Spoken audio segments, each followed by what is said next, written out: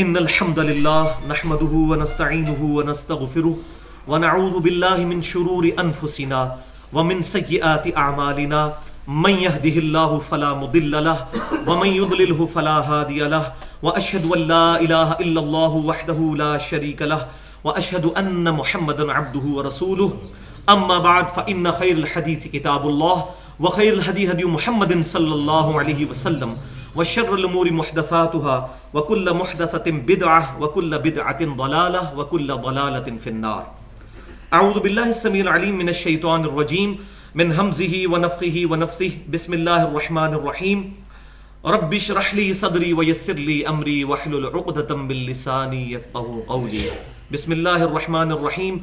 ان الله وملائكته يصلون على النبي یا ایھا الذین آمنوا صلوا علیہ وسلموا تسلیما. اللہم صل علی محمد وعلی آل محمد کما صلیت علی ابراہیم وعلی آل ابراہیم انک حمید مجید. اللہم بارک علی محمد وعلی آل محمد کما بارکت علی ابراہیم وعلی آل ابراہیم انک حمید مجید. آج اللہ کا نام لے کر سورۃ النساء کی آیت نمبر 60 سے شروع کریں گے. پچھلی دفعہ ہماری گفتگو کنکلوڈ ہوئی تھی سورۃ النساء کی آیت نمبر 59 پر، جس پہ میں نے تقریباً 25 منٹ گفتگو کی تھی کہ ایمان والے جو لوگ ہیں ان کا ایمان کا لٹمس ٹیسٹ یہ ہے فَإِن تَنَازَعْتُمْ فِي شَيْءٍ فَرُدُّوهُ إِلَى اللَّهِ وَالرَّسُولِ، کہ جب کبھی ان میں کوئی اختلاف ہوتا ہے تو اپنے معاملے کو اللہ اور اس کے رسول کی طرف پلٹاتے ہیں. تو اس پر میں نے گفتگو کی تھی. اس آیت کو جو لوگ تقلید کے حق میں استعمال کرتے ہیں اس پر میں نے پازیٹیو انداز میں گفتگو کی تھی. آج انشاءاللہ تعالی یہ جو رکوع آنے والا ہے آیت نمبر 60 سے لے کر 70 تک 11 آیات کے اوپر، یہ قرآن پاک کا اہم ترین مقام ہے. اور آج کی گفتگو میں سمجھتا ہوں میری زندگی میں جو چند اہم ترین مواقع آئے ہیں گفتگو کے ان میں سے ایک ہے آج گفتگو. کچھ چیزیں امپورٹنٹ ہیں عقائد اور نظریات کے حوالے سے جو ان آیات کے اندر آ رہی ہیں، لہذا فل اٹینٹو ہوں اور ادھر ادھر بھی نظر رکھیں. جس کو نیند آئے اس کو جگا دیں. کوشش کریں گے کہ اپنا درس اسی طرح 55 منٹ کے اندر مکمل ہو جائے انشاءاللہ. بسم اللہ الرحمن الرحیم. الم تر الی الذین یزعمون انہم آمنوا بما انزل الیک وما انزل من قبلک. اے محبوب صلی اللہ علیہ وسلم، کیا آپ نے ان لوگوں کو نہیں دیکھا جن کو یہ زعم ہے کہ وہ ایمان لاتے ہیں جو آپ صلی اللہ علیہ وسلم کی طرف نازل ہوا اس پر بھی، اور جو آپ صلی اللہ علیہ وسلم سے پہلے نازل ہوا اس پر بھی ایمان لاتے ہیں. تو یہ آیت اسپیسیفکلی یہودیوں کے بارے میں ہے جنہوں نے مسلمانوں کے غلبے کے ڈر سے اوپر سے تو اسلام قبول کر لیا لیکن اندر ان کے وہی منافقت چھپی ہوئی تھی، جس منافقت نے ان کو عیسیٰ بن مریم کو ولد الزنا اور دجال کہنے پر مجبور کیا. اور اب امام کائنات سید الاولین والآخرین شفیع المذنبین رحمت للعالمین سیدنا و مولانا امام اعظم محمد رسول اللہ صلی اللہ علیہ وسلم کی دشمنی پر بھی اتر آئے اور دعویٰ یہ کرتے تھے کہ ہم تو ایمان لاتے ہیں آپ صلی اللہ علیہ وسلم پر بھی نازل اس قرآن پاک کے اوپر، اور آپ صلی اللہ علیہ وسلم سے جو پہلے کتابیں نازل ہوئیں ان پر بھی ہم ایمان لانے والے ہیں. لیکن اللہ تعالیٰ نے فرمایا یہ ان کا زوم ہے، ان کو زوم ہو گیا ہے اس معاملے میں. حقیقت میں وہ ایمان نہیں لاتے ہیں. کیوں؟ یریدون ان یتحاکموا الی الطاغوت، اس کے باوجود ان کی حالت یہ ہے کہ وہ اپنے فیصلے طاغوت سے جا کے کرواتے ہیں. وقد امروا ان یکفروا بہ، جبکہ بے شک ان کو یہ حکم دیا گیا تھا کہ طاغوت سے تو کفر کرنا ہے، اور فیصلے کرواتے ہیں طاغوت سے جا کر.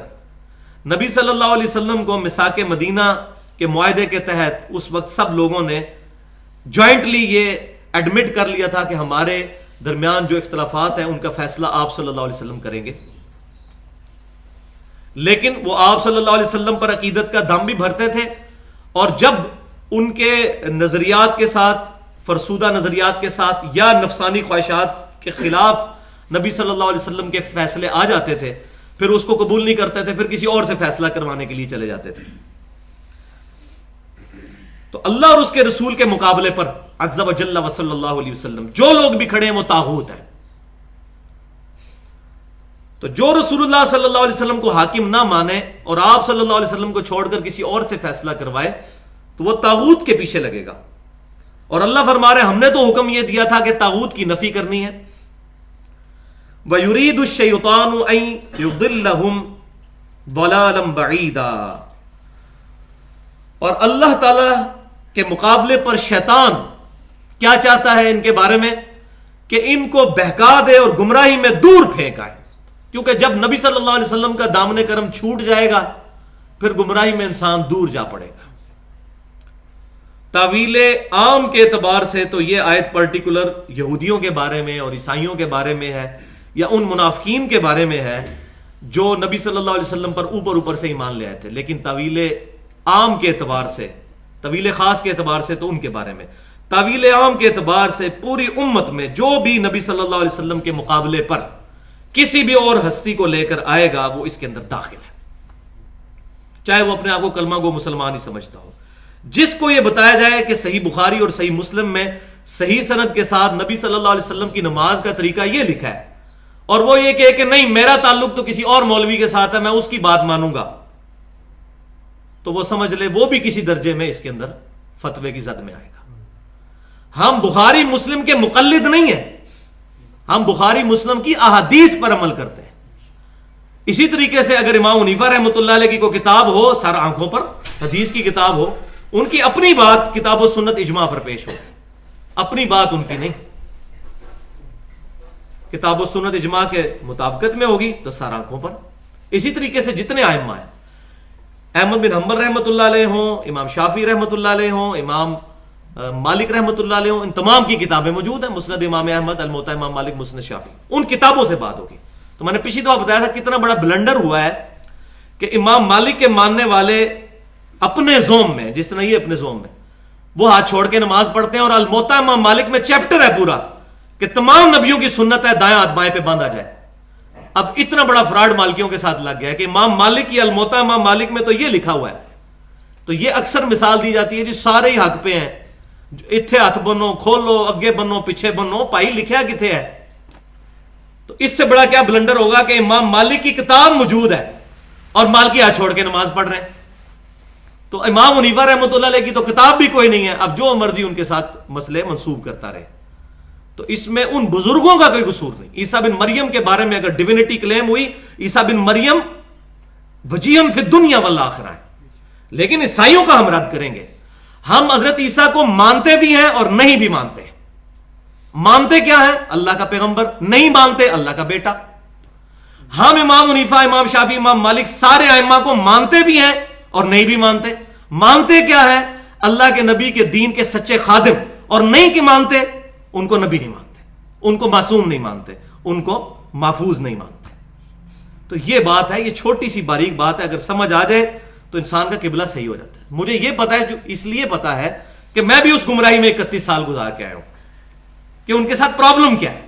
ان کو بتایا جاتا ہے کہ یہ گستاخی ہے اماموں کی، حالانکہ اصل میں گستاخی رسول اللہ کی جاتی ہے جب نبی صلی اللہ علیہ وسلم کے فرامین کو پس پش ڈال دیا جاتا ہے. اور میں ایک بڑا ننگا جملہ بولنے لگا ہوں کہ پوری دنیا کے بزرگوں کی کوئی گستاخی کر لے سمیت صحابہ کے، کافر نہیں ہوگا. یہ متفقہ فتویٰ ہے بریلوی، دیوبندی، اہل حدیث، شیعہ سب کا. حرام کا مرتکب ہوگا، گناہ گار ہوگا. طارق جمیل صاحب اپنی کئی لیکچرز میں کہہ چکے ہیں کہ صحابہ کو گالی دینے والا کافر نہیں ہے. تو کچھ دیوبندی ان کے خلاف ہو گئے. انہوں نے بات بالکل ٹھیک کی ہے، صحابی کو گالی دینا حرام ہے، کفر تو نہیں ہے. مسلمان کا مسلمان کو گالی دینا حرام ہے. ہاں جو صحابی کو کافر کہے گا وہ کافر ہوگا. تو پوری دنیا کے بزرگوں کا کوئی گستاخ ہو جائے، زیادہ سے زیادہ گستاخ ہی ہوگا. اور جو رسول اللہ کا گستاخ ہو گیا، پوری دنیا کے بزرگوں کو پوچھنا شروع کر دے، ان کے نام اپنی مسجدوں کے باہر لکھ لے، اندر لکھ لے، دل پہ لکھ لے، 0 سے ملٹیپلائی ہو جائے گا. تو بقول آپ کے اگر ہم بزرگوں کے گستاخ ہیں تو ہم بہت خوش نصیب ہیں. بقول آپ کے عیسائی بھی سمجھتے ہیں کہ ہم بزرگوں کے گستاخ ہیں، کیونکہ ہم حضرت عیسیٰ کو اللہ کا بیٹا جو نہیں مانتے. وہ تو سمجھتے ہیں جب تک ان کو بیٹا نہیں مانیں گے گستاخ ہیں حضرت عیسیٰ کے.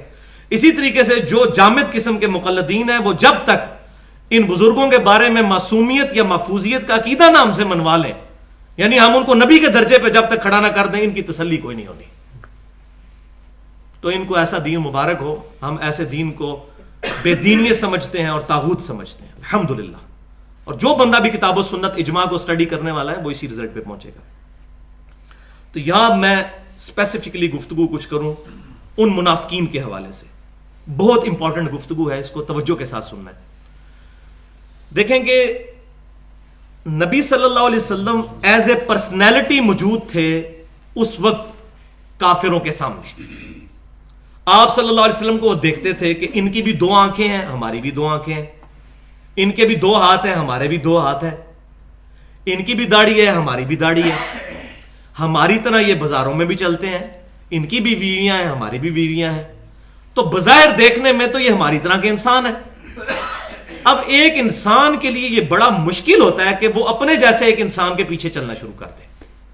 قربان جائے صحابہ کرام علیہم رضوان کے کہ اللہ نے کتنا کامل الایمان ان کو بنایا تھا کہ انہوں نے نبی صلی اللہ علیہ وسلم کی مبارک زبان پہ اپنی جانیں دینے کے لیے تیار ہو گئے.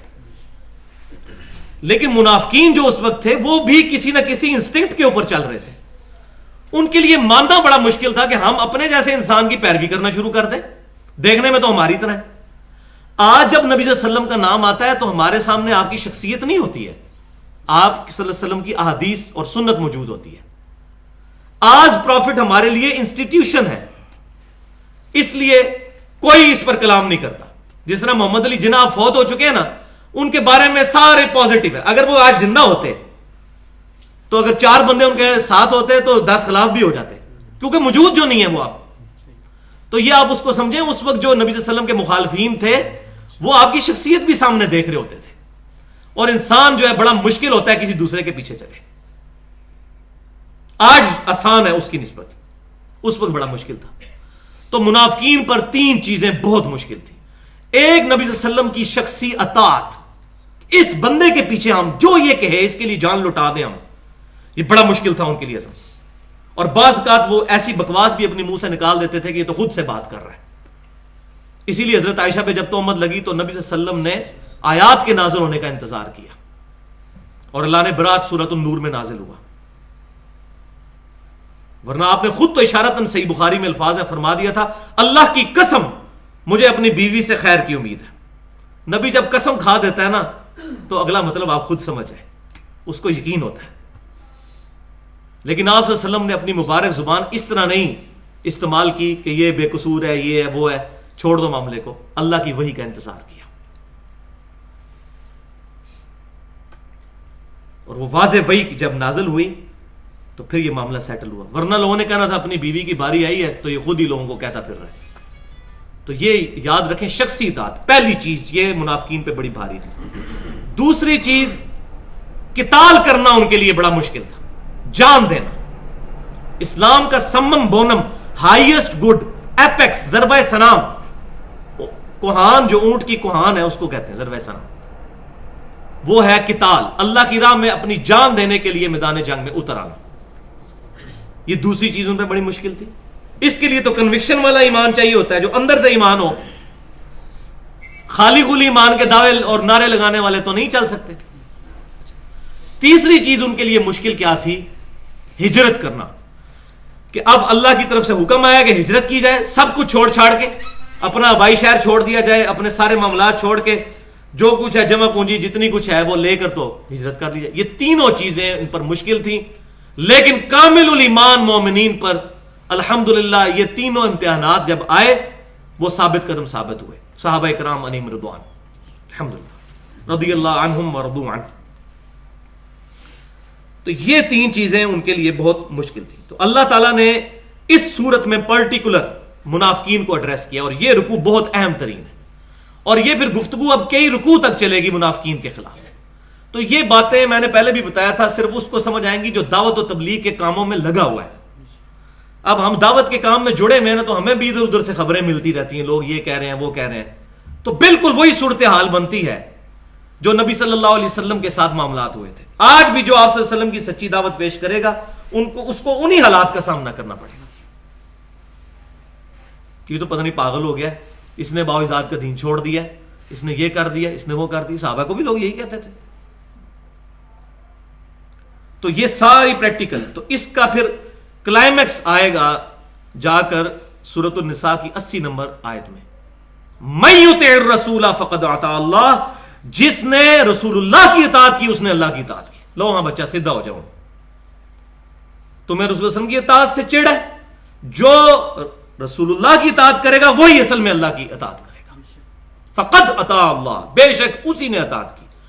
اور پھر اس کا کلائمیکس جا کے ایپیکس وہ آئے گی سورۃ النساء کی 150 نمبر آیت، 150 نمبر آیت، چھٹے پارے میں پہلے صفحے پر آیت ہے کہ بے شک جو لوگ اللہ اور اس کے رسول میں فرق کرتے ہیں کٹر کافر ہیں. کٹر کافر جو اللہ رسول میں فرق کر دیتے ہیں کہ نہیں ہم اللہ کو مانیں گے، رسول اللہ کی بات نہیں مانیں، لا اللہ کی وہی پہ. تو آج بھی جو لوگ منکرین حدیث ہیں، چاہے وہ اپنے آپ کو پرویزی کہتے ہوں یا اہل سنت کا لبادہ اوڑھ کر حدیثوں کا مذاق اڑاتے ہوں، وہ بھی منکرین حدیث ہی ہے نا. جن کو بخاری مسلم پیش کی جائے تو وہ کہتے ہیں ایڈے بڑے بزرگ پاگل ہیں، منکرین حدیث ہی ہے نا. زبان حال سے تو یہی ہے نا. تو جائے منکرین حدیث ہوں، ان کے لیے بہت بڑا گاڑا فتویٰ، گوڑا قسم کا فتویٰ کہ پکے کافر ہیں جو اللہ اور اس کے رسول میں فرق کرتے ہیں. اللہ اور رسول ایک آرگینک ہول ہے تعلیمات میں. من یطع الرسول فقد اطاع اللہ.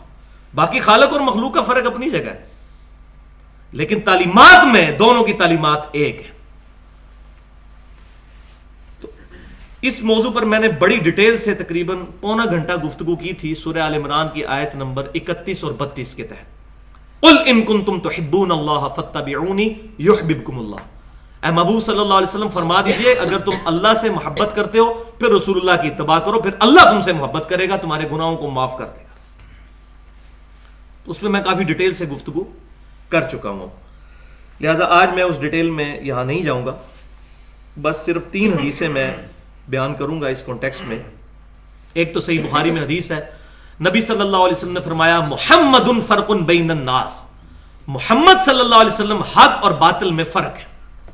آج بھی کسی کو چیک کرنا ہے نا کہ کون حق پر ہے اور کون باطل پر ہے، تو نبی صلی اللہ علیہ وسلم فرق ہوں گے. پھر دوسری حدیث مسند امام احمد میں صحیح سند کے ساتھ موجود ہے کہ نبی صلی اللہ علیہ وسلم نے ایک دفعہ زمین پر ایک سیدھی لکیر کھینچی،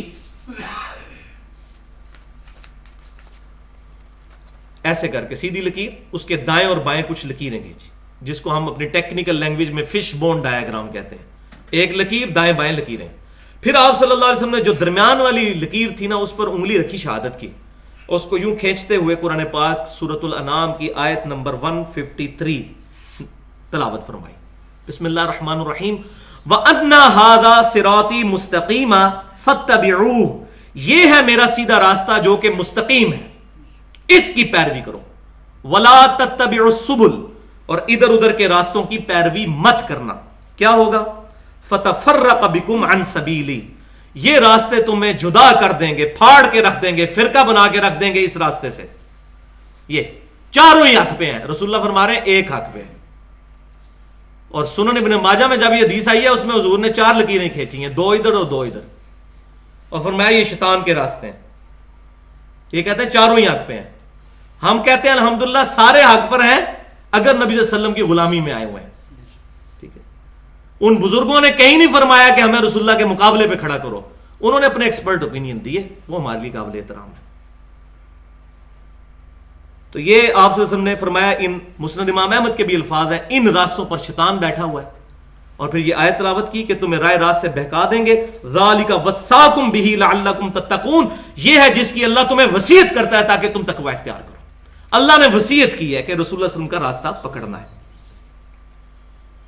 تو یہ بات یاد رکھیں، کبھی بھی نہیں ہو سکتا کہ کوئی صحیح العقیدہ مسلمان نبی صلی اللہ علیہ وسلم کی مخالفت کرے، لیکن یہ ضرور ہو سکتا ہے کہ اس تک صحیح بات نہ پہنچی ہو تو اس کو غلطی لگ سکتی ہے. بڑے بڑے صحابہ کو غلطیاں لگیں. میں نے پچھلی دفعہ کتنی مثالیں دی تھی بخاری مسلم سے. غلطی لگنا کوئی ایسی بری بات نہیں ہے، لیکن اس غلطی پر ڈٹ جانا یہ برا ہے. اس کا فرق سمجھیں. غلطی کسی کو بھی لگ سکتی ہے. نبی صلی اللہ علیہ وسلم کے علاوہ کوئی بندہ معصوم نہیں. ما ضل صاحبکم وما غوا. نہ نبی صلی اللہ علیہ وسلم کبھی بہکے ہیں نہ کبھی بہرا چلے. آپ صلی اللہ علیہ وسلم بس پرفیکٹ ہے, باقی سب فالوور ہیں. لہذا یہ بعض اوقات بات کرتے ہیں جی اتنے بڑے بڑے بزرگوں نے بھی تو رسول اللہ کی باتیں کی ہیں, تو وہ کوئی اپنی طرف سے تو نہیں کہتے. تو وہ میں نے پچھلی دفعہ پھر کتنی مثالیں دی ہیں کہ کیا کچھ کر کے گئے ہیں. وہ کوئی کہتا ہے مدینہ حرم نہیں ہے, تو نبی صلی اللہ علیہ وسلم نے یہ فرمایا تھا مدینہ حرم نہیں ہے. فقہ حنفی کا متفقہ مسئلہ ہے کہ مدینہ حرم نہیں ہے. بخاری مسلم میں درجنوں حدیثیں ہیں مدینہ حرم ہے. احمد بریلوی صاحب نے صحیح بغاوت کی فتاوی رضویہ میں, انہوں نے کہا کہ مجھے حدیثیں پہنچی ہیں, اگرچہ میں حنفی ہوں لیکن میں اس مسئلے کو نہیں مانتا. آج الحمدللہ بریلوی, دیوبندی, اہل حدیث سب لوگ مدینے کو حرم مانتے ہیں. تو کیا امام حنیفہ رحمۃ اللہ علیہ نے جان بوجھ کے ایسے کیا تھا؟ ان تک حدیث نہیں پہنچی ہوگی.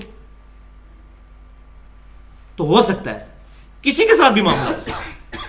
تو ان ہستیوں کا احترام ضروری ہے, لیکن احترام کا مطلب ان کو پیغمبر نہ بنایا جائے. عیسیٰ بن مریم کا احترام ہے لیکن ان کو ڈیوینٹی میں کلیم نہیں کرنا. لقد کفر الذین قالوا ان اللہ هو المسیح ابن مریم, لقد کفر الذین قالوا ان اللہ ثالث ثلاثہ. کافر ہو جائیں گے پھر, چاہے توحید میں شرک کریں چاہے رسالت میں شرک کریں. ہے دونوں شرک کی قسمیں, شرک پھر رسالت بھی, شرک پھر توحید بھی. یہ دو ہی چیزیں ہیں. یہ جس کو سمجھ آ گئی اس کو لائف ٹائم, اور یہ چیزیں بعض اوقات کو کسی کی داڑھی کالی ہوتی ہے اس کو سمجھ آ جاتی ہے, اور بعض کی چٹی ہو کے مر بھی جاتے ہیں ان کو سمجھ نہیں آتی. ذالک فضل اللہ یؤتی من یشاء, یہ اللہ کا فضل ہے جس کو یہ بات سمجھ آ جائے. تو یہ اللہ تبارک و تعالیٰ کا خاص کرم ہے. تو آپ صلی اللہ علیہ وسلم نے یہ بات ارشاد فرمائی. اور تیسری حدیث صحیح مسلم سے آپ صلی اللہ علیہ وسلم نے فرمایا, کتاب الایمان چیپٹر میں ہے, جس یہودی اور عیسائی نے میرے بارے میں سن لیا کہ میں اللہ کا نبی ہوں اور وہ مجھ پر ایمان نہ لایا تو وہ دوزخ میں جائے گا. تو نبی صلی اللہ علیہ وسلم پر ایمان لانا سب کے لیے ضروری ہے. اگلے انبیاء کے امتیوں کے لیے بھی آپ صلی اللہ علیہ وسلم پر ایمان لانا ضروری ہے. تو اس حوالے سے یہ میں نے کچھ گفتگو تمہیداً جو ہے وہ عرض کر دی. اب آگے لے کے چلتے ہیں اس کو آیت نمبر 61 سے. وَإِذَا قِيلَ لَهُمْ تَعَالَوْا إِلَى مَا أَنزَلَ اللَّهُ وَإِلَى الرَّسُولِ, اور جب انہیں کہا جاتا ہے کہ اس کتاب کی طرف آؤ جو اللہ تعالیٰ نے نازل کی ہے اور رسول اللہ صلی اللہ علیہ وسلم کی خدمت میں حاضر ہو, یعنی کتاب اور سنت کی پیروی کرو, اللہ کے پاس آؤ, رسول اللہ صلی اللہ علیہ وسلم کی بات سنو. رَأَيْتَ الْمُنَافِقِينَ يَصُدُّونَ عَنْكَ صُدُودًا, تو آپ منافقوں کو دیکھو گے کہ وہ منہ موڑ لیتے ہیں اور آپ صلی اللہ علیہ وسلم سے روح گردانی کرتے ہیں. اب اس کو آپ سمجھتے جائیں, یہ قرآن پاک کوئی 1400 سال پرانی سٹوریاں نہیں ہیں, یہ قیامت تک کے لیے رہنمائی ہے. آج بھی جس کو چڑ ہو جائے گی نا حدیث پڑھ کے تو سمجھ لیں کہ کسی نہ کسی درجے میں اسی کا رشتہ دار ہے, عبداللہ بن ابی کا. اور کوئی مسلمان جان بوجھ کے ایسا نہیں کرتا, چاہے وہ بریلوی ہو, دیوبندی ہو, اہل حدیث ہو, شیعہ ہو, کوئی بھی. ہاں مولوی کرتے ہیں کیونکہ مولویوں کو پتا ہوتا ہے, عوام بیچاری کو کوئی نہیں پتا. اب میں 31 سال بریلوی تھا, مجھے نہیں پتا. دیوبندی میں بھی رہا, ساروں کے ساتھ رہا, میں مجھے نہیں تھا پتا. ہمیں تو زوم تھا کہ ہم تو بہت بڑے عاشق رسول ہیں, محب رسول ہیں, ہمارے سے بڑا کوئی عاشق ہی نہیں ہے. لیکن جب پتا چلا کہ نہیں, محبت رسول کے تقاضے بھی ہیں کچھ. محبت اپنی جگہ صحیح, وہ تو بنیاد ہے, اس پہ پھر آگے بلڈنگ بھی کھڑی کرنی ہے تقاضوں کی. تقاضا یہ ہے کہ نبی صلی اللہ علیہ وسلم کی آواز سے بھی آواز بلند نہ ہو, آپ صلی اللہ علیہ وسلم کی حدیث سے بھی کسی کی بات بلند نہ ہو, ورنہ اعمال برباد کر دیے جائیں. تو کافر جو ہے وہ جب ان کو کہا جاتا ہے کتاب کی طرف آؤ, سنت کی طرف ہو, تو وہ جو ہے وہ بھاگتے ہیں اس سے. فَكَيْفَ إِذَا أَصَابَتْهُمْ مُصِيبَةٌ, پس کیا حال ہوتا ہے جب پہنچتی ہے انہیں مصیبت, کس وجہ سے؟ بِمَا قَدَّمَتْ أَيْدِيهِمْ, ان کے اپنے ہاتھوں کے کرتوتوں کی وجہ سے تکلیف آ جاتی ہے. رسول اللہ صلی اللہ علیہ وسلم کی نافرمانی, آپ صلی اللہ علیہ وسلم کی گستاخی کرنے کی وجہ سے اللہ تعالیٰ پکڑ لیتا تھا منافقین کو. ثم جاءوک یحلفون, پھر رسول اللہ صلی اللہ علیہ وسلم کے پاس حاضر ہو جاتے ہیں اور قسمیں کھاتے ہوئے کہ یا رسول اللہ علیہ وسلم ہم آپ کے ساتھ ہیں. اگر ہم گئے بھی تھے طاغوت کے پاس فیصلہ کروانے تو ہمارا مسئلہ یہ تھا کہ ہم چاہتے ہیں کہ ساروں کے ساتھ بنا کے رکھنی چاہیے, اس لیے ہم وہاں جاتے ہیں. یحلفون باللہ, قسمیں اٹھاتے ہیں اللہ کی. ان اردنا الا احسانا و توفیقا, اور کہتے ہیں کہ اللہ کی قسم ہمارا قصد تو نہیں تھا مگر بھلائی کا اور باہمی مصالحت کا, اس لیے ہم ان سے بھی جا کے ملتے ہیں اور ادھر بھی آتے ہیں. جس طرح آج ہمارے حکمران بھی کر رہے ہیں, وہ کہتے ہیں جی ہم ان کو اس لیے ملتے کہ ہمارا جو ہے وہ ان کے ساتھ ذرا تعلقات ٹھیک رہے، ورنہ ہے تو غلام ہے ان کے، اور جا کے بھی ان سے ڈکٹیشن لیتے ہیں. اولئک الذین یعلم اللہ، اللہ تعالیٰ فرماتا ہے یہ ہیں وہ لوگ جن کو اللہ جانتا ہے ان کے دلوں میں کیا بات چھپی ہوئی ہے. ما فی قلوبہم، ان کے دلوں میں جو کچھ ہے وہ اللہ تعالیٰ جانتا ہے. فاعرض عنہم، تو اے محبوب صلی اللہ علیہ وسلم چشم پوشی فرمایا ان سے. اللہ کو پتا ہے، اللہ چاہے تو آج آپ کو بتا دے اور بعد میں منافقین کے نام بتا بھی دیے غزوہ تبوک کے موقع پر. تو ابھی آپ چشم پوشی ان سے فرمائیے. وعظہم، اور ان کو نصیحت کیجئے. ایک اچھا استاد تربیت کر رہا ہے اپنے شاگرد کی کہ بجائے فتویٰ بازی کے اترنے کے پازیٹیولی ان کو ایڈریس کرے اور واز کرے. وَقُلْ لَهُمْ فِي أَنفُسِهِمْ قَوْلًا بَلِيغًا، اور انہیں تنہائی میں ایسی بات کریں جو بڑی بلیغ ہو، بڑی خوبصورت انداز میں ان کو پیار سے محبت سے علیحدہ سمجھا دیں. آج ہمارا بھی یہی رویہ ہونا چاہیے. میں کہتا ہوں کوئی بریلوی ہے، دیوبندی ہے، اہل حدیث ہے، شیعہ، ایون قادیانی ہے. قادیانی بھی بیچارہ اپنے ماں باپ کے گھر پیدا ہوا ہے تو قادیانی ہے. اب وہ جب تک اہل سنت کے پاس آئے گا نہیں اس کو ختم نبوت کیسے سمجھ آئے گی؟ اس کو بھی پیار محبت کے ساتھ دعوت دیں، اسلام کی طرف ان کو مائل کریں کہ یہ اسلام ہے اصل جو کتاب و سنت میں موجود ہے. تو جس کو جہاں جہاں غلطی لگی ہوئی ہے پازیٹیولی ایڈریس کیا جائے. یہ ایک ایٹیچیوڈ ہونا چاہیے اچھے مبلغ کا. اول بلیغا، مؤثر انداز میں گفتگو کی جائے. وما ارسلنا من رسول الا لیطاع باذن اللہ، اور اللہ تبارک و تعالیٰ نے کوئی رسول بھی نہیں بھیجا مگر یہ کہ اللہ کے اذن کے ساتھ اس کی اطاعت کی جاتی ہے. اب وہ بات ذہن میں رکھیں، ان کے لیے شخصی اطاعت بڑی مشکل تھی. اس کے بھی 2 ہاتھ میرے بھی 2 ہاتھ، اس کے بھی 2 کان میرے بھی 2 کان، ہم ایک بندے کے پیچھے کیسے چلیں؟ اکثر کافر کہہ بھی دیتے تھے نا یہ تو ہماری طرح کا بشر ہے. کوئی شک نہیں، بشر تو ہیں لیکن تمہاری طرح کے تو نہیں ہیں. ان کے پسینے میں سے خوشبو آتی ہے، بخاری مسلم میں حدیث ہے. امام کعبہ کے بھی پسینے سے بدبو آتی ہے، سیدنا ابوبکر کے پسینے سے بھی بدبو آتی ہے. یہ تو ان کا معجزہ ہے. تو تیرا پسینہ ان کا پسینہ برابر تو نہیں. انسان ہے لیکن مرتبے میں ہماری طرح کے نہیں، اسپیشل پروٹوکول. آپ صلی اللہ علیہ وسلم اپنے پیچھے بھی دیکھ لیا کرتے تھے، بخاری مسلم کی حدیث ہے متفق علیہ. آپ صلی اللہ علیہ وسلم پیٹھ کے پیچھے بھی دیکھ لیتے تھے، ادھر آنکھ نہیں تھی لیکن پیچھے نظر آتا تھا. آپ کا معجزہ ہے. ہم تو سامنے بھی نہیں صحیح دیکھ سکتے. تو وہ کہتے تھے ہماری طرح انسان ہے. سب سے بڑا فرق کیا تھا؟ وہی نازل ہوتی تھی. اس سے بڑا کیا فرق ہو سکتا ہے؟ تو اللہ تعالیٰ فرماتا ہے کہ یہ رسول اللہ صلی اللہ علیہ وسلم کی جو تم سے اطاعت کروائی جا رہی ہے تو اللہ کے اذن سے ہے. جب اللہ نے ہی فیصلہ کر لیا تو پھر تم زیادہ کھڑپینچ کیوں بنتے ہو؟ یہ شیطانی توحید ہوگی. پھر رسولوں کو چھوڑ کر جو توحید ہوگی وہ شیطانی توحید ہوگی اور رحمانی توحید نہیں ہے. جب اللہ نے اس چیز کو اڈاپٹ کیا کہ رسولوں کے ذریعے اللہ تک پہنچنا ہے تو ہمیں بھی رسول اللہ کے ذریعے اللہ تک پہنچنا ہے صلی اللہ علیہ وسلم. وَلَوْ أَنَّهُمْ إِذْ ظَلَمُوا أَنفُسَهُمْ جَاءُوكَ. اب یہ کلائمیکس آیا اس کا کہ یہ ظالم حضور صلی اللہ علیہ وسلم کے ساتھ 2 نمبریاں کرتے تھے، فیصلے طاغوت کے پاس لے کے چلتے. یہ پورا کنٹیکسٹ چل رہا ہے، طاغوت کے پاس فیصلے لے کے جاتے تھے اور پھر کہتے تھے ہم تو مصلحت کے لیے وہاں گئے. تو رسول اللہ کا دل نہیں دکھتا تھا؟ دکھتا تھا. تو اب اللہ تعالیٰ فرما رہا ہے کہ اس کا تقاضا یہ ہے کہ یہ پہلے رسول اللہ صلی اللہ علیہ وسلم کے پاس حاضر ہو. یہ ظالم وَلَوْ أَنَّهُمْ إِذْ ظَلَمُوا أَنفُسَهُمْ جَاءُوكَ. اور اگر یہ جب لوگ ظلم کر ہی بیٹھے تھے، طاغوت کے پاس جا بیٹھے تھے، ان کو کیا چاہیے تھا کہ وہ آ جاتے اے محبوب صلی اللہ علیہ وسلم آپ کے پاس. فَاسْتَغْفَرُ اللَّهَ، اور پھر اللہ سے معافی مانگتے. وَاسْتَغْفَرَ لَهُمُ الرَّسُولُ، اور رسول اللہ بھی ان کے لیے دعا کرتے. رسول اللہ صلی اللہ علیہ وسلم کی شفاعت ساتھ ہوتی.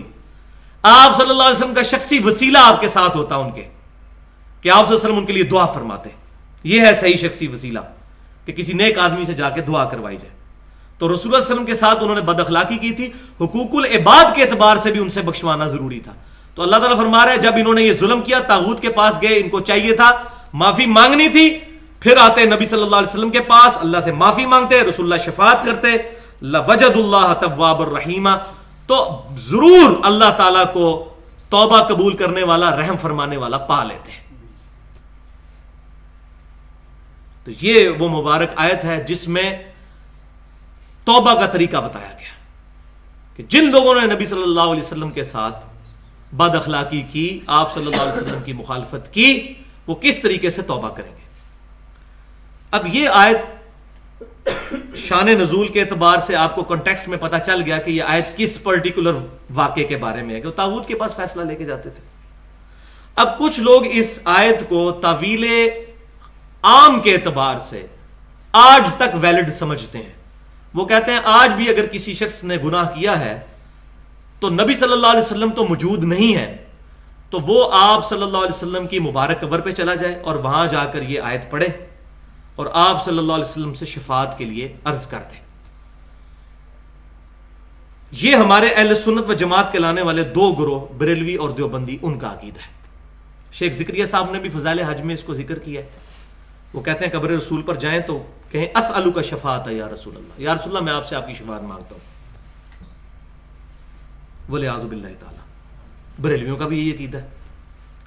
اب یہ عقیدہ وہ اس آیت سے ڈیڈکٹ کرتے ہیں، حالانکہ اس آیت کا شان نزول آپ خود سمجھ لیں کیا چل رہا ہے، اور اگر اس کو تعویل عام کے اعتبار سے قیامت تک کے لیے باقی رکھنا ہے تو اس کے لیے پھر صحابہ کرام علیہم رضوان کی مبارک زندگیوں سے کوئی ثبوت بھی چاہیے۔ ہر شخص یہ کام نہیں کر سکتا کہ وہ صحابہ کرام علیہم رضوان کو چھوڑ کر اپنی مرضی سے کتاب و سنت سے رزلٹ نکالنا شروع کر دے۔ ہمیں کوئی حرج نہیں، اگر صحابہ کرام علیہم رضوان نے اس آیت کا وہ مفہوم لیا ہے ہم لینے کے لیے تیار ہیں۔ کتاب و سنت اجماع تینوں حجت ہے۔ علیکم بسنتی و سنت الخلفاء الراشدین المہدیین، تم پر میری سنت اور میرے خلفاء راشدین کی سنت لازم ہے۔ یہ صحیح سند کے ساتھ جامعہ ترمذی، سنن ابی داؤد، سنن ابن ماجہ میں موجود ہے، لیکن وہاں سے کوئی دلیل تو پیش کریں۔ اس کے الٹ دلیلیں ملتی ہیں، وہ میں بعد میں بیان کرتا ہوں، لیکن اس کے حق میں کوئی دلیل نہیں ملتی۔ لہٰذا ہمارے اہل سنت کے لانے والے یہ جو دو گروہ ہیں، ان کے علماء نے یہ جو نظریہ اس آیت کی بنیاد پہ قائم کیا ہے، یہ قطعاً کتاب و سنت سے سپورٹڈ نہیں ہے۔ اس میں ایک ضعیف ترین روایت، منقطع روایت پیش کی جاتی ہے جو حافظ ابن کثیر رحمۃ اللہ علیہ المتوفیٰ 774 ہجری تفسیر ابن کثیر میں لے کے آئے۔ تو پہلی بات تو کلیئر ہے، تفسیر ابن کثیر ہو، تفسیر تبری ہو، یا کوئی اور دنیا کی تفسیر ہو، جس کی بات کتاب و سنت کے مطابق ہوگی وہ ایکسیپٹ کریں گے، جس کی نہیں ہوگی نہیں مانیں گے۔ اب تو ان آیات کے پڑھنے کے بعد تو ابھی تو اس کا کلائمیکس آگے آنے والا ہے، اس پہ میں نے انشاءاللہ تقریباً 20-25 منٹ گفتگو کرنی ہے، اس کا کلائمیکس آنے والا ہے آگے، کہ یہ چیز اب چھوڑ دیں کہ کس نے کیا کہا اور کس کو کتنے لوگ کیا سمجھتے ہیں۔ اب پاکستان میں بریلوی اکثریت میں اپنے آپ کو سواد اعظم کہتے ہیں، بنگلہ دیش میں دیوبندی زیادہ ہے، وہ اپنے آپ کو وہاں سواد اعظم سمجھتے ہیں، ایران میں رافضی زیادہ ہے، وہ اپنے آپ کو سواد اعظم سمجھتے ہیں، سعودی عرب میں اہل حدیث زیادہ ہے، وہ اپنے آپ کو وہاں سواد اعظم سمجھتے ہیں۔ یہ چیز نہیں دیکھی جائے گی، اور یہ انتہائی نان سائنٹیفک اور الٹریٹ قسم کی بات ہے کہ ان چیزوں پہ فیصلے ہونے ہیں، کتاب و سنت پہ فیصلہ ہونا ہے۔ 1000 جاہل ایک طرف اکٹھے ہو جائیں اور ایک عالم ایک طرف ہو تو وہ عالم کی بات مانی جائے گی، کتاب و سنت کے مطابق اگر کرے گا، اگر نہیں کرے گا تو اس کی بھی نہیں مانی جائے گی۔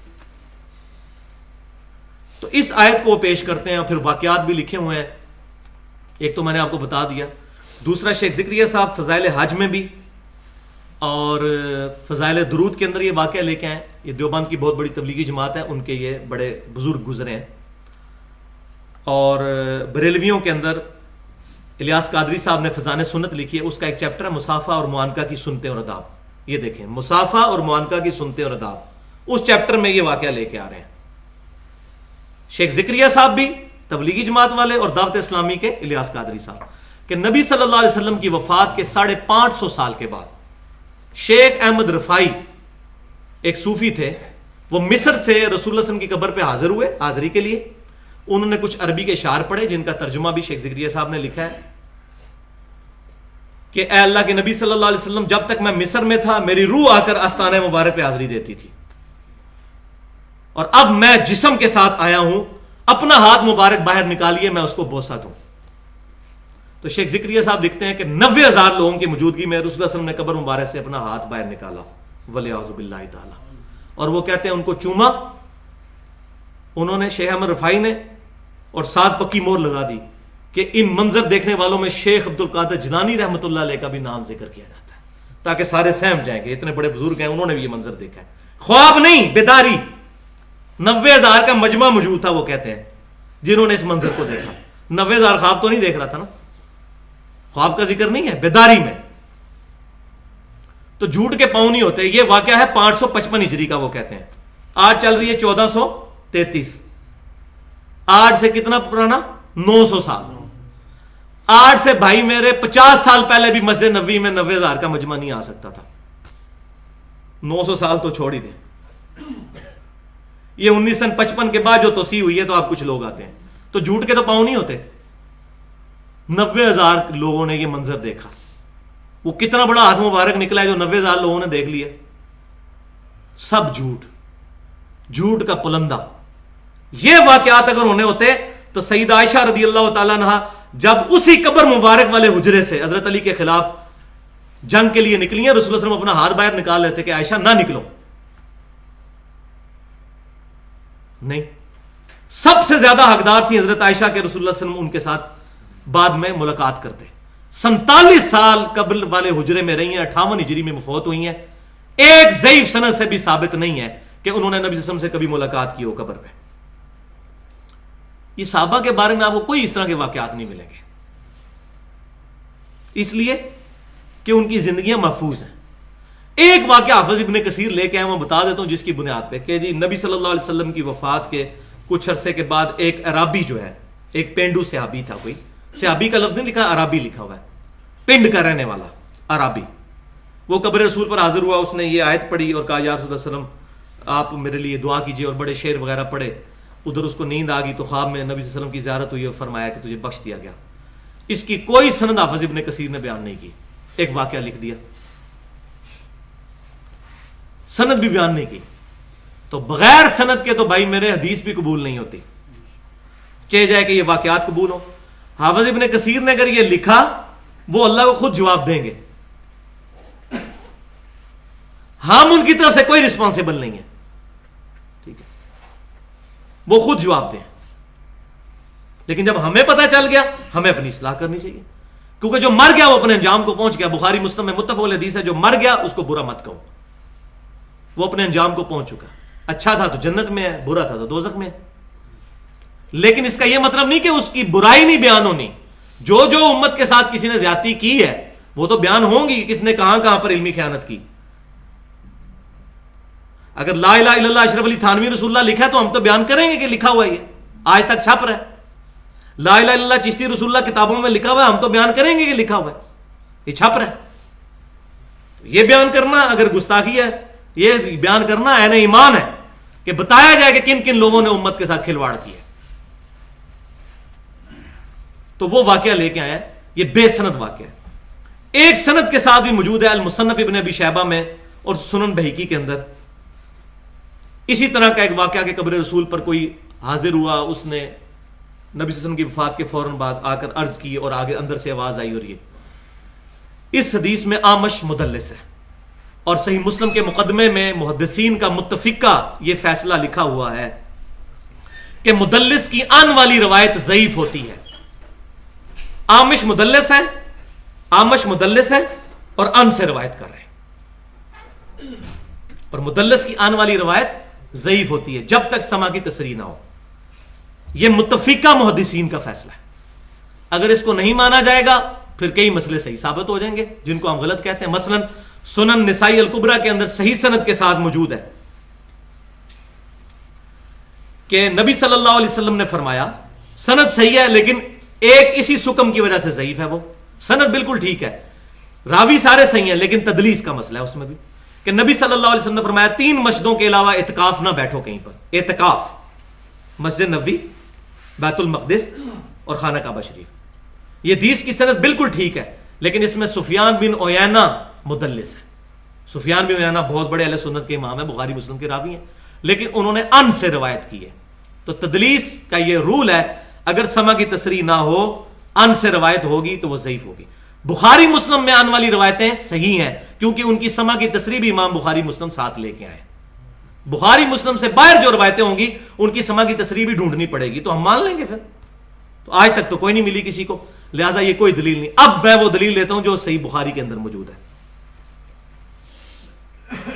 صحیح بخاری کتاب الاستسقاء چیپٹر میں موجود ہے. انس بن مالک کہتے ہیں رضی اللہ تعالیٰ عنہ 1010 نمبر حدیث ہے انٹرنیشنل نمبرنگ کے مطابق کہ سیدنا عمر فاروق رضی اللہ تعالیٰ عنہ کے مبارک زمانے میں جب قحط پڑ جاتا تو سیدنا عمر رضی اللہ تعالیٰ عنہ نبی صلی اللہ علیہ وسلم کے چچا عباس بن عبد المطلب کو لے کر آتے اور کیا کہتے اے اللہ جب تک تیرے محبوب صلی اللہ علیہ وسلم ہم میں موجود تھے ہم ان کو لے کر آتے تھے تیری بارگاہ میں اور ان کی دعا کی برکت سے تو بارش نازل فرما دیا کرتا تھا. اب آپ صلی اللہ علیہ وسلم کی وفات کے بعد ہم آپ صلی اللہ علیہ وسلم کے چچا کو لے کر آئے ہیں. انس بن مالک کہتے ہیں ان کے چچا دعا کرتے اور بارش نازل ہو جاتی. اب سیدنا عمر یہ بھی تو کر سکتے تھے قبر رسول پر چلے جاتے جس طرح شیخ ذکریہ صاحب نے الیاس قادری صاحب نے لکھا ہے علیکم بسنتی وسنت الخلفاء الراشدین المہدیین. یہ خالی مسجدوں میں مان علی صحابی لکھ کر لوگوں کو دھوکہ نہ دیا جائے. شراب کی بوتل کے بعد روح افزا لکھ لینے سے وہ روح افزا نہیں بن جائے گی.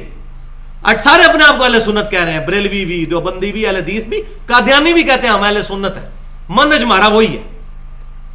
اہل سنت وہ نہیں ہوگا, اہل سنت وہ ہوگا جو کتاب و سنت اور اجماع کو حجت مانے گا. اب سیدنا عمر نے کیا عقیدہ دیا؟ حالانکہ سیدنا عمر وہ صحابی ہیں جن کے بارے میں بخاری اور مسلم میں موجود ہے کہ ان کی ریکویسٹ کے اوپر حضور صلی اللہ علیہ وسلم نے پیالے میں اپنے ہاتھ مبارک رکھے تو پانی کے چشمے جاری ہوئے تھے. حضرت عمر کو پتا تھا کہ نبی صلی اللہ علیہ وسلم کے مبارک ہاتھوں سے میری ریکویسٹ پہ پانی کے چشمے جاری ہوئے ہیں, تو وہ کہہ دیتے یا رسول اللہ صلی اللہ علیہ وسلم اپنا ہاتھ باہر نکالے قبر مبارک سے, میں پیالہ لے کے آیا ہوں. جس نے شیخ ذکریہ صاحب الیاس قادری صاحب نے لکھا ہے کہ اپنا ہاتھ مبارک باہر نکالے. گستاخان رسول. سیدنا عمر سے زیادہ کون جانتا تھا؟ انہوں نے کیوں نہیں ہاتھ باہر نکلوایا؟ یہ ساری شیطنتیں بعد میں آئی ہیں. فتنے ٹوٹ پڑے امت پر. صحیح مسلم میں حدیث ہے جب تک میں موجود ہوں صحابہ پر فتنے نہیں ٹوٹیں گے. میری وفات کے بعد میرے صحابہ پر فتنے ٹوٹیں گے, اور جب تک میرے صحابہ موجود ہیں میری امت پہ فتنے نہیں ٹوٹیں گے. جب میرے صحابہ اٹھا لیے جائیں گے دنیا سے امت پہ فتنے ٹوٹ پڑیں گے, اور پھر دیکھیں کیسے فتنے ٹوٹے ہیں. تو یہ بات آپ سمجھ لیں, میں نے اس پر ڈیٹیل کے ساتھ گفتگو الحمدللہ کر دی. اب یہ اگلی 6 آیات پر باقی جو ہمارے 20 منٹ تقریباً رہ گئے ہیں وہ گفتگو ہونی ہے ڈیٹیل کے ساتھ. اس میں بھی جب میں آخری آیت پہ پہنچوں گا تو میں کچھ چیزیں بیان کروں گا. ابھی اس کو پڑھ لیتے ہیں. فلا وربک لا یؤمنون حتی یحکموک فیما شجر بینہم. اے محبوب صلی اللہ علیہ وسلم مجھے تیرے رب ہونے کی قسم. کیا محبت والا انداز ہے, تیرے رب ہونے کی مجھے قسم. لا یؤمنون, یہ کبھی بھی ایمان والے نہیں ہو سکتے. کون؟ حتی یحکموک فیما شجر بینہم, جب تک اپنے ہر جھگڑے میں آپ کو اپنا حاکم نہ مان لیں. اور آج کے دور میں کیا ہوگا؟ کتاب اور سنت, اور سنت وہ جو صحیح حدیث سے ڈرائیو ہوگی. آج ہمارے سامنے نبی صلی اللہ علیہ وسلم موجود نہیں, لیکن آپ ایز اے انسٹیٹیوشن آج موجود ہیں کہ آپ کی تعلیمات موجود ہیں. ثم لا یجدوا فی انفسہم حرجا مما قضیت, اور فیصلہ بھی خالی مان نہ لیں, اس فیصلے کے بعد اپنے دل میں بھی کوئی تنگی نہ محسوس کرے کہ یہ کیا رسول اللہ نے کہہ دیا صلی اللہ علیہ وسلم, یہ کیا ہو گیا, یہ کہاں سے حدیث آ گئی, یہ نہ ہو. دل میں بھی نہیں. وَيُسَلِّمُوا تَسْلِيمًا, اور پھر اس کو سر تسلیم خم کر دیں, دل و جان سے تسلیم کر لیں نبی صلی اللہ علیہ وسلم کو اپنا امام, اپنا حاکم مان لیں. وَلَوْ أَنَّا كَتَبْنَا, اس پر میں گفتگو کروں گا جب یہ پورا رکوع مکمل ہو جائے گا ڈیٹیل کے ساتھ. وَلَوْ أَنَّا كَتَبْنَا عَلَيْهِمْ أَنِ اقْتُلُوا أَنفُسَكُمْ, اور اگر بالفرض ہم ان پر یہ بات فرض کر دیتے کہ اپنے آپ کو قتل کرو, جس طرح یہودیوں پر ہوا تھا پہلے کہ جب انہوں نے بچڑے کو خدا بنایا, ہم سورۃ البقرہ میں پڑھ چکے ہیں, تو اللہ تعالیٰ نے فرمایا تھا اپنے آپ کو قتل کرو, اپنوں کو قتل کرو. 70,000 یہودی ایک دن میں قتل ہوئے تھے. ہر قبیلے والے نے اپنے اپنے چن کے بندے قتل کیے تھے جنہوں نے بچڑے کو خدا بنایا تھا. اللہ تعالیٰ فرماتا ہے کہ اگر اس بڑے لیول کا امتحان ان پر آ جاتا, یہ تو چھوٹے چھوٹی باتیں ماننے کے لیے تیار نہیں ہے, ٹھیک ہے, اس بڑے لیول کا اگر امتحان آ جاتا, اخرجوا من دیارکم, یا ان کو کہا جاتا کہ اپنے گھر بار چھوڑ دو, ہجرت کر جاؤ, ما فعلوه الا قلیل منہم, تو ان میں سے کوئی بھی اس پر عمل نہ کرتا مگر بہت تھوڑے لوگ. ولو انہم فعلوا ما یوعظون به لکان خیرا لہم, اور اگر یہ وہی کر لیتے جس کی ان کو نصیحت کی جا رہی ہے تو ان کے لیے بہتر ہوتا. وَأَشَدَّ تَثْبِيتًا، اور اسی طرح سے سختی سے اللہ کے احکام پر ثابت قدم ہو جاتے. یعنی یہ چھوٹی چھوٹی باتیں جو ہیں ان کو بھی فالو کریں، بڑے تو امتحانات ان پہ بھی آئے نہیں ہیں. یہاں میں وہ بھی بات بیان کر دوں جو پچھلی آیت کے حوالے سے کچھ ضعیف روایتوں میں قصے کہانی کی کتابوں میں آتا ہے کہ حضرت عمر نے ایک منافق کو قتل کر دیا تھا، تو اس کے بارے میں یہ آیت نازل ہوئی تھی فَلَا وَرَبِّكَ لَا يُؤْمِنُونَ حَتَّى. تو وہ روایت بالکل بے سند ہے، بالکل ضعیف روایت ہے. کوئی ایسا واقعہ کسی صحیح سند کے ساتھ حدیث کی کتاب میں موجود نہیں ہے. صحیح بخاری میں یہ موجود ہے اس آیت کے شان نزول کے بارے میں. نبی صلی اللہ علیہ وسلم کے پھپھی زاد جو ہیں وہ سیدنا زبیر کہتے ہیں یہ آیت میرے معاملے میں نازل ہوئی تھی. نبی صلی اللہ علیہ وسلم نے ایک سو کارڈ مسلمان جو اپنے آپ کو مسلمان کہتا تھا لیکن ہے منافق تھا، اس کا اور حضرت زبیر کا آپس میں جھگڑا ہوا رضی اللہ تعالیٰ عنہ. تو نبی صلی اللہ علیہ وسلم نے حالات دیکھ کر حضرت زبیر کے حق میں فیصلہ کیا کیونکہ انصاف کے ساتھ. اس نے آگے سے کہہ دیا آپ نے تو اپنی رشتہ داری کا خیال رکھتے ہوئے ان کے حق میں فیصلہ کیا. تو حضور صلی اللہ علیہ وسلم کا چہرہ مبارک جو ہے متغیر ہو گیا. اتنی بڑی اس نے بکواس کر دی ہے اللہ کے رسول کے بارے میں کہ وہ ناانصاف ہے. تو اللہ تعالیٰ نے پھر بدلہ لیا. نبی صلی اللہ علیہ وسلم کی تو شفقت والی عادت تھی، آپ صلی اللہ علیہ وسلم نے جو ہے وہ اس پر اس کی کوئی نکیر نہیں کی، لیکن اللہ تعالیٰ نے جو یہ شان نزول ہے اسے. وہ جو حضرت عمر والا واقعہ ہے نا کہ وہ پہلے ایک مسلمان اور اس کا منافق کا جھگڑا ہوا، پہلے نبی صلی اللہ علیہ وسلم کے پاس گئے، پھر سیدنا ابوبکر کے پاس سیدنا عمر نے گردن کاٹ دی، تو یہ کوئی واقعہ ثابت نہیں ہے. وَإِذًا لَآتَيْنَاهُم مِّن لَّدُنَّا أَجْرًا عَظِيمًا، تو اس وقت ہم عطا فرماتے انہیں اپنے پاس سے بہت بڑا اجر اگر نبی صلی اللہ علیہ وسلم کی اطاعت کرتے چلے جاتے. وَلَهَدَيْنَاهُمْ صِرَاطًا مُسْتَقِيمًا، اور پھر ہمیں ان کو ضرور پہنچا دیتے صراط مستقیم تک. تو صراط مستقیم کیا ہے؟ ایک ہی راستہ نبی صلی اللہ علیہ وسلم، راستے نہیں ہے، ایک راستہ ہے. صراط الذین انعمت علیہم، راستہ وہ جس پر انعام یافتہ لوگ چلے. رسول اللہ کے علاوہ اگر کوئی مانے کہ کسی اور کو کوئی راستہ دیا گیا ہے تو وہ بندہ مسلمان ہی نہیں ہے. راستہ صرف نبی کو دیا جاتا ہے.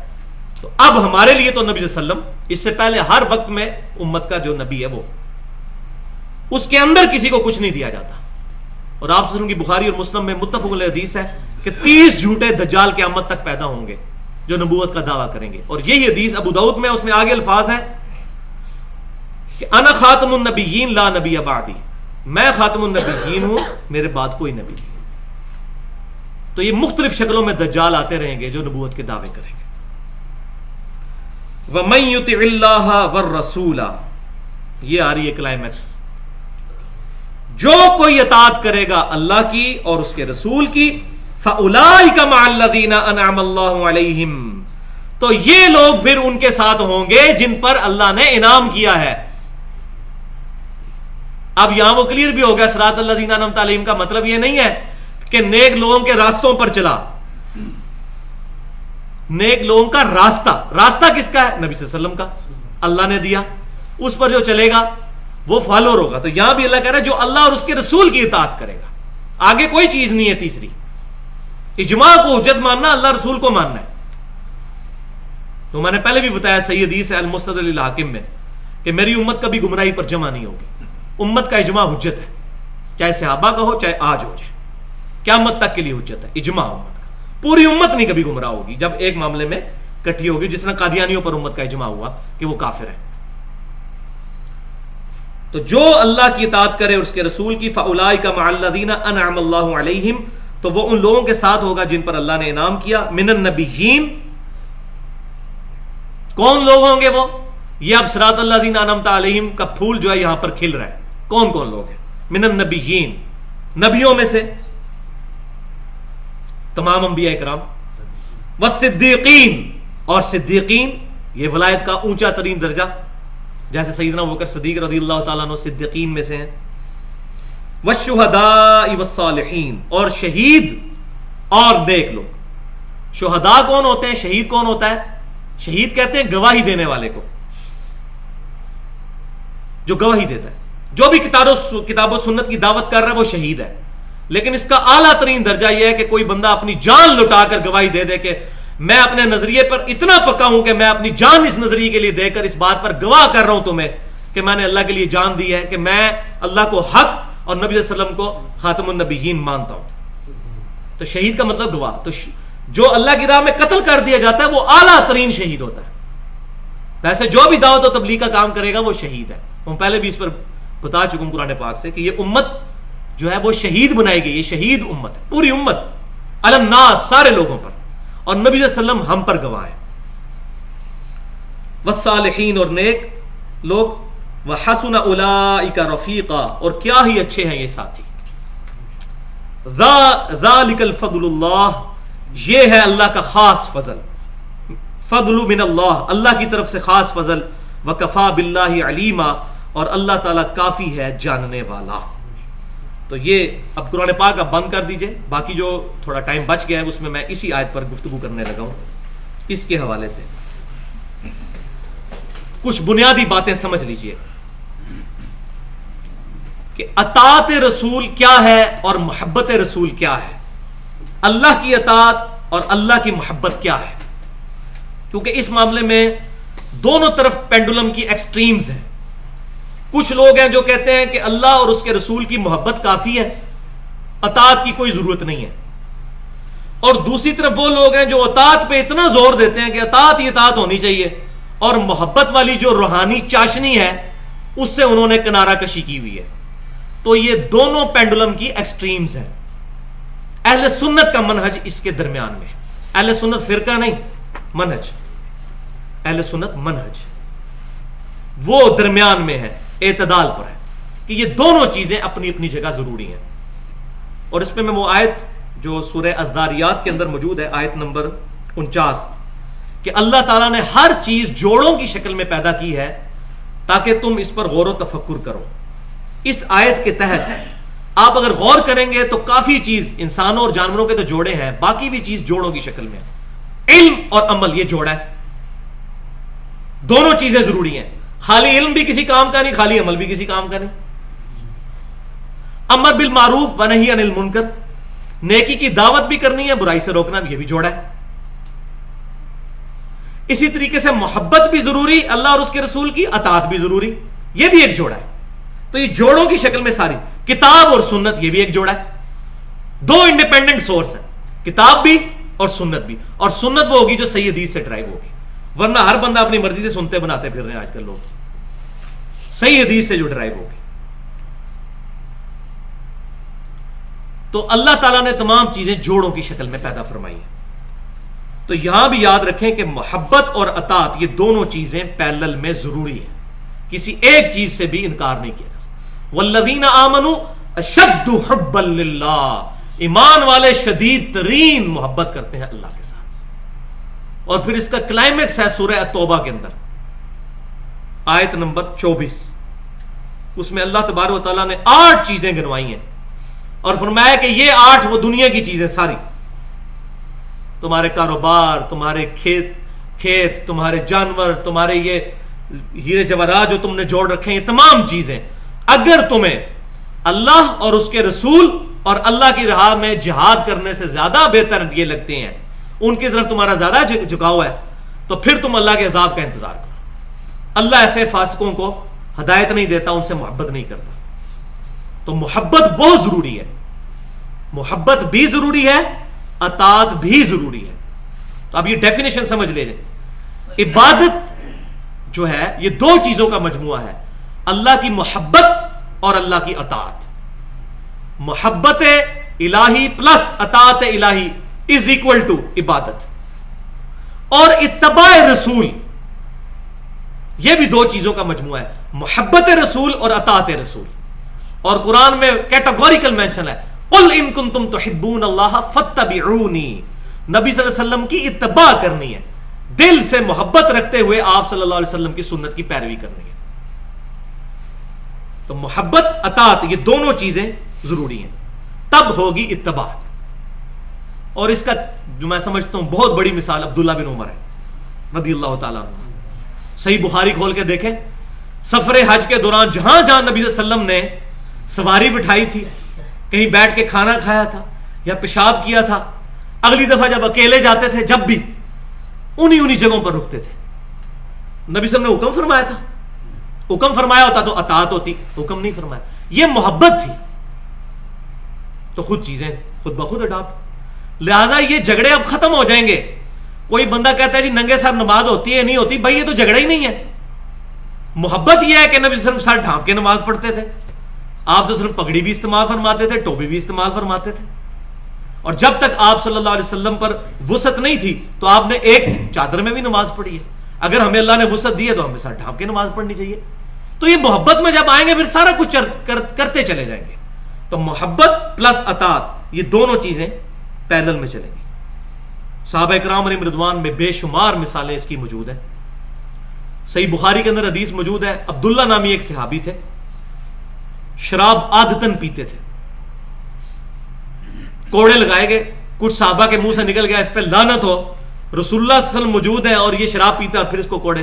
تو نبی صلی اللہ علیہ وسلم نے منع فرمایا اس پر لعنت نہ کرو، جو میں جانتا ہوں وہ تم نہیں جانتے، یہ اللہ اور اس کے رسول سے محبت کرتا ہے صلی اللہ علیہ وسلم. یہ محبت بہت بڑی دولت ہے، یہ بات یاد رکھیں. اس دوران اگر کسی سے کوئی کوتاہی بھی ہو جائے اس پر لعنت نہیں کی جائے گی. اس سے کوئی یہ رزلٹ نہ نکال دے کہ آپ شراب پینا شروع کر دیں محبت رسول میں. ان کی گواہی تو نبی صلی اللہ علیہ وسلم نے دے دی ہے، ہماری کوئی گارنٹی نہیں ہے. ان کی پتہ نہیں وہ محبت کتنی غالب تھی کہ ان کے گناہوں کا کفارہ بن گئی. ہمارے پاس اس طرح کی محبت ہے کہ ہمارے گناہوں کا کفارہ بنے. آپ صلی اللہ علیہ وسلم نے لعنت سے منع فرمایا کہ لعنت تو کسی پہ بھی نہیں کرنی. اب یزید سے مجھے سخت ویر ہے لیکن میں اس پہ لعنت کا بھی قائل نہیں ہوں. وہ کلمہ گو جو مسلمان ہے اللہ خود جواب دے، لعنت نہیں کسی پر کرے گا. اسی طریقے سے صحیح بخاری میں کتاب الشروع چیپٹر میں حدیث موجود ہے. نبی صلی اللہ علیہ وسلم صلح حدیبیہ کے موقع پر جب وضو فرما رہے تھے، صحابہ اکرام علیہم رضوان آپ سے ان کا مبارک پانی نیچے نہیں گرنے دیتے تھے، اپنے جسم پر مل لیتے تھے. حتیٰ کہ آپ کا بلغم شریف بھی کسی صحابی کے ہاتھ پہ آتا تھا اور کسی کو نہیں ملتا تھا وہ وہاں سے لے کے مل لیتا تھا اپنے جسم پر. اتنا احترام. لیکن جہاں چیز توحید سے ٹکرائی وہاں نبی صلی اللہ علیہ وسلم نے فوراً منع فرما دیا. وہ سنن ابن ماجہ میں صحیح سند کے ساتھ موجود ہے. ایک صحابی نے آ کے نبی صلی اللہ علیہ وسلم کو سجدہ کیا. نبی صلی اللہ علیہ وسلم نے ڈانٹ دیا اور فرمایا یہ کیا کر رہے ہو؟ انہوں نے کہا کہ میں کوفے کے پاس ہیرا نامی ایک شہر، نجدیوں کے شہر میں گئے. کوفی نجدیوں کے، آج تک امت بھگت رہی ہے کوفیوں والی چیزیں. تو وہاں میں نے دیکھا ہے کہ لوگ اپنے سردار کو سجدہ کرتے ہیں. تو میں نے قیاس ہی کیا نا جی، اس پر قیاس کیا، اجتہاد کیا، تو میں نے آپ کو سجدہ کر لیا.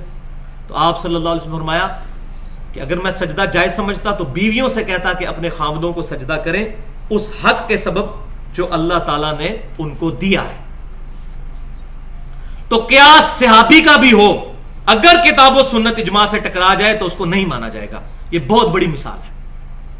ہم قیاس اجتہاد کے قائل ہیں لیکن چوتھے نمبر پہ، پہلے نمبر پر کتاب، پھر سنت، پھر اجماع اور پھر قیاس اور اجتہاد. اور وہ بھی کسی تک فکس نہیں، قیامت تک قیاس جاری ہے، اجماع بھی جاری ہے. آج کے جو ایشوز ہیں یہ مسئلے تو ہمارے بزرگوں کے خوابوں میں نہیں تھے آئے. امام حنیفہ، امام شافعی، امام مالک، امام احمد بن حنبل، امام بخاری، امام مسلم کو یہ باتیں پتہ ہی نہیں تھی جو آج کے مسئلے ہیں. ویڈیو کیمرے کا مسئلہ، انتقال خون کا مسئلہ، ریل گاڑی میں نماز کا مسئلہ، پوسٹ مارٹم کا مسئلہ، اعضاء کی پیوند کاری کا مسئلہ. یہ مسئلے کہاں قرآن حدیث اور ہمارے صحابہ تابعین کے پاس لکھے ہوئے ہیں. اجتہاد قیامت تک جاری ہے. تو آج اگر علماء کوئی فتویٰ دیتے ہیں ان کے فتوے کو چیک کیا جائے گا. پاکستان میں کئی علماء جنہوں نے سود کو بھی حلال کر دیا اسلامک بینکاری کے نام کے اوپر. تو مولویوں سے تو آپ جو مرضی فتویٰ لے لیں. تو یہ بات یاد رکھیں، ہم نے یہ دیکھنا ہے کہ اس کا قیاس کتاب و سنت اجماع سے ٹکرا تو نہیں رہا، پھر مانیں گے. تو آج اگر مولانا تقی عثمانی صاحب یا ڈاکٹر طاہر القادری صاحب یا مولانا طارق جوہری صاحب یا اسی طریقے سے زبیر علی زئی صاحب کو فتویٰ دیتے ہیں تو کیا ہم ان کے اس فتوے کو مان کے ان کے مقلد ہو جاتے ہیں؟ تقی عثمانی صاحب کے فتوے کو مان کے بریلوی، دیوبندی یا حنفی جو ہیں وہ کیا تقی عثمانی صاحب کے مقلد ہو جاتے ہیں؟ نہیں.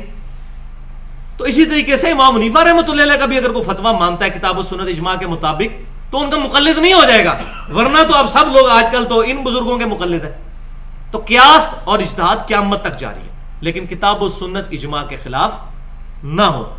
جو المصنف ابن ابی شیبہ میں صحیح سند کے ساتھ 22,990 نمبر اثر سیدنا عمر کا موجود ہے. جب کبھی پرابلم ہو کوئی مسئلہ درپیش ہو تو پہلے کتاب اللہ میں تلاش کرو، کتاب اللہ میں نہ ملے پھر سنت رسول میں دیکھو صلی اللہ علیہ وسلم، سنت رسول میں نہ ملے تو پھر امت کا اجماع دیکھو، اور اجماع نہ ملے تو پھر اجتہاد کر لو، مقلد نہ ہو جاؤ، یہ نہیں فرمایا حضرت عمر نے، اجتہاد کر لو۔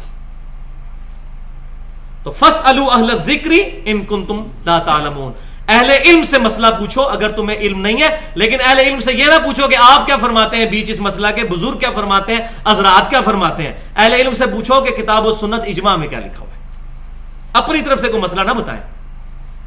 تو یہ فرق ہے اہل سنت اور اہل بدعت کا۔ اہل سنت کتاب اللہ، سنت، اجماع، پھر اجتہاد، اور اہل بدعت پہلے نمبر پر اجتہاد کو لے کے آتے ہیں اور باقی ساری چیزوں کو بعد میں۔ اس پر میں نے ابھی کافی ڈیٹیل کے ساتھ تقریباً 8 حدیثیں بیان کرنی ہے، لیکن اب ٹائم مکمل ہو چکا ہے، اگلی دفعہ میں انشاءاللہ اس پر گفتگو کروں گا 8 حدیثوں کے ذریعے کہ محبت اور اطاعت، اور اس کا ایک آپٹیمل سلوشن بتاؤں گا کہ کہاں پر بات جا کے رکتی ہے، کہ خالی محبت یا خالی اطاعت، کیا دونوں چیزیں پیرلل میں ہیں، اور آپٹیملی ہم کہاں تک پہنچیں گے صحیح حدیث کی روشنی میں انشاءاللہ تعالیٰ اس کو سمجھیں گے۔ جو میں نے حق بات کہی اللہ تعالیٰ ہمارے دلوں میں راسخ فرمائے، کوئی غلط بات میرے منہ سے نکل گئی تو اللہ تعالیٰ ہمارے دل سے محو کر دے، کتاب و سنت اجماع کو حجت ماننے کی توفیق عطا فرمائے، فرقہ واریت سے محفوظ فرمائے۔ سبحانک اللہم و بحمدک، اشہد ان لا الہ الا انت، استغفرک و اتوب الیک۔